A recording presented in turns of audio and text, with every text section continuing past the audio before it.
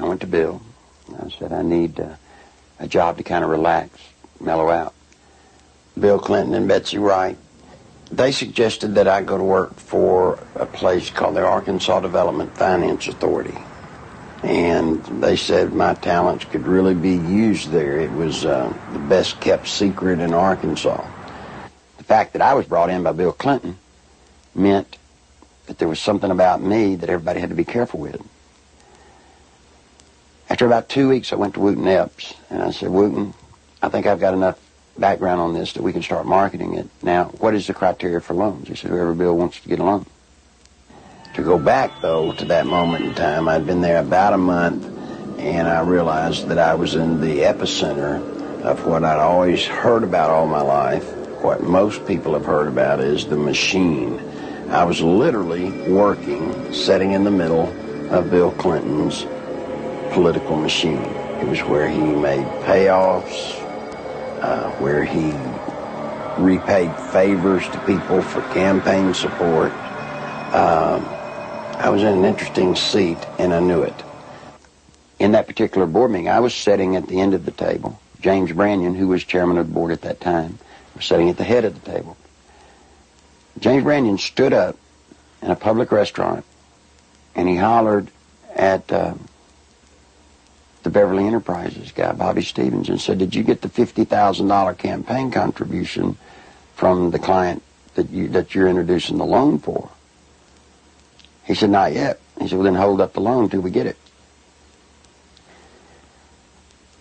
I stood up, went up to James, and I said, James, don't yell stuff like that.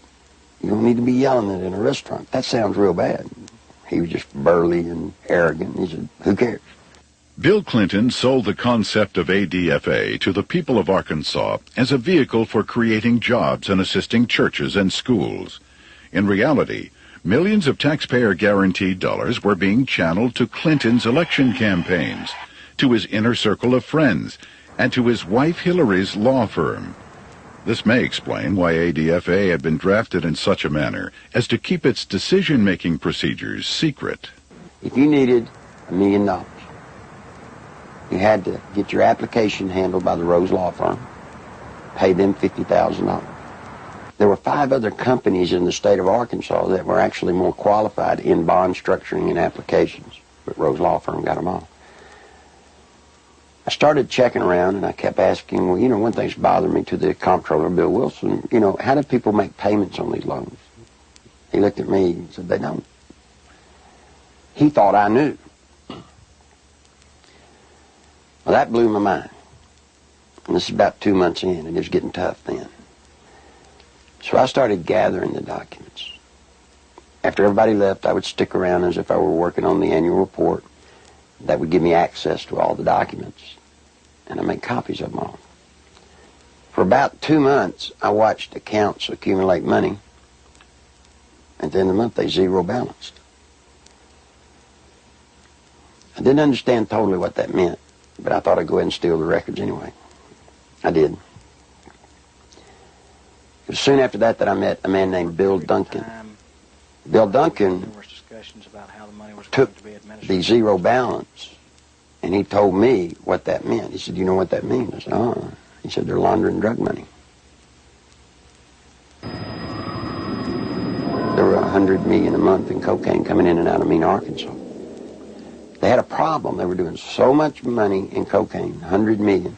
You create a problem in a little state like Arkansas. How do you clean $100 million a month? ADFA until 1989 never banked in Arkansas.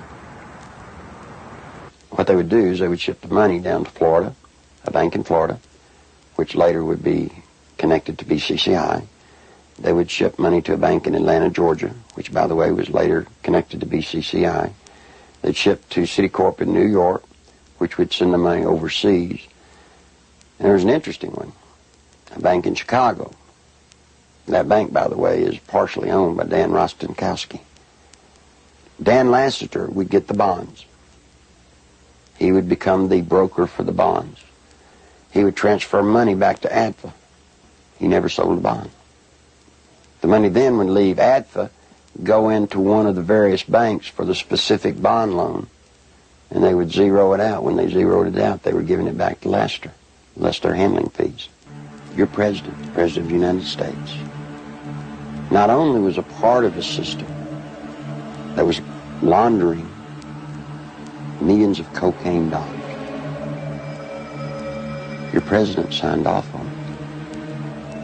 He can't deny that he did. You see, because of that, there's one little catch. Every loan that ADFA made, Bill Clinton himself had to sign off on it. More than Bill Clinton. You better identify the people in the loop of the drug running. You better identify the people in the loop for money laundering. And what you'll find there is those people go straight to Washington. Act 1062, if you look at it, it says that ADFA was developed and created to provide low-interest bond loans for churches, schools, colleges. So now look what happened to our legislature. They voted on a bill creating ADFA, thinking that they were getting money to colleges and schools to buy books and so forth. What better way to run thousands of, tens of millions of dollars, launder it, clean it up, and use the cover of a state agency to do it. The first loan made at ADFA was made to Parkometer, a company called Parkometer. Seth Ward was the owner. As I started looking, I found out that the Secretary Treasurer was Webb Hubbell. Then I found out Webb Hubbell was Seth Ward's son-in-law. Guess who drafted the legislation creating Act 1062, which created the Arkansas Development Finance Authority?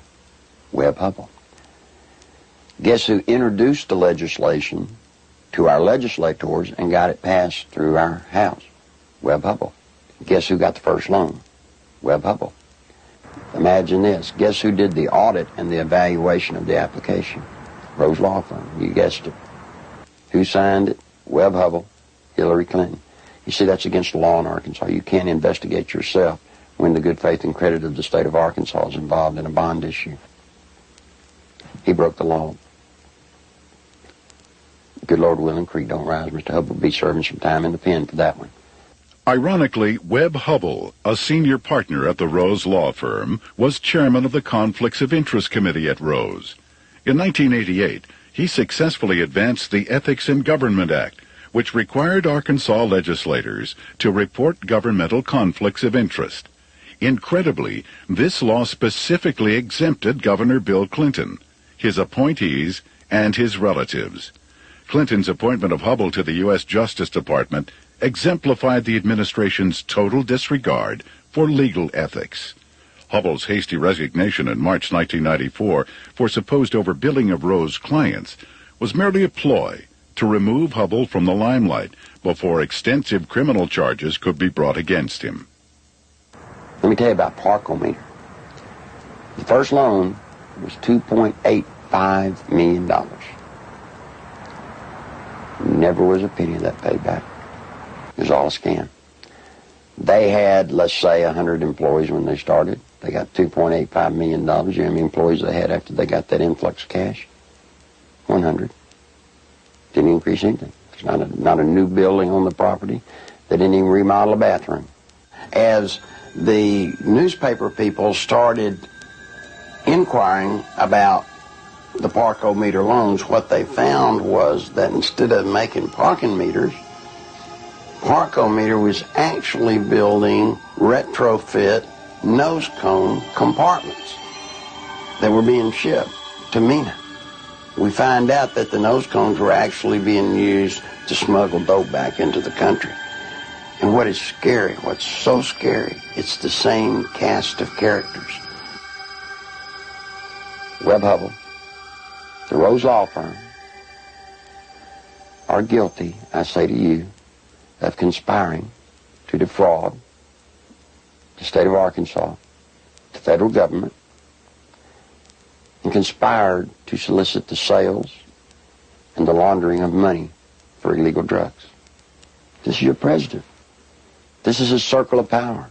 These are the people, when he got elected president, he did not pass go. He took them straight to Washington with him. And by all things holy, I think he was planning to set up and do the same thing in Washington.